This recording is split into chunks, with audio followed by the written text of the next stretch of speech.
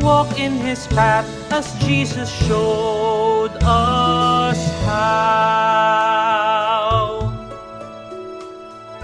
Magandang araw po sa ating lahat. Pagpalain tayo ng Diyos sa ating patuloy na pagninilay ukol sa buhay Kristiyano. Atin naman po hahalawin ngayon ang mula sa ika-11 talata mula sa ika-4 na kabanata ng unang sulat ni San Pablo sa mga taga-Tesalonika. At sinasabi dito, ito po'y galing sa Magandang Balita Biblia. At magtrabaho kayo upang mabuhay tulad ng itinuro namin sa inyo.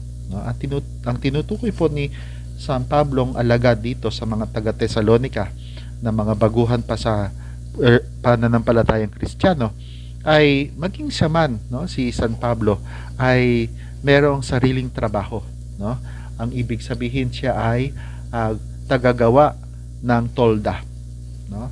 At ito ay kanyang trabaho na talagang kanya ipinagmamalaki, at ito ay upang maipamukha sa kanyang mga tagapakinig na kinakailangan ang isang Kristiyano ay masipag.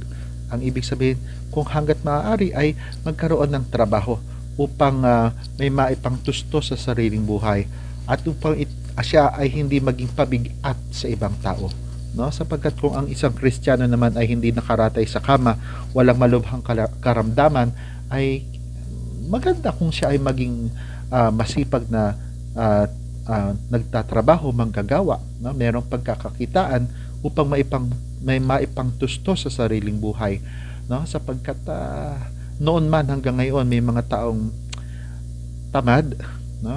Ayaw magtrabaho, no? Aasa na lamang, no? At ito isang bagay na kahit sa usaping pagtao, no? Usaping pagpapahalaga, hindi nakakatulong sa pagpapakatao, hindi nakakatulong sa paglago, at hindi din po ito nakakatulong sa pagiging Kristiyano, sapagkat si Kristo mismo ay anak ng karpintero ni Poong San Jose, masipag at merong pagtulong. Pagpalain tayo ng Diyos. Walk in His path as Jesus showed us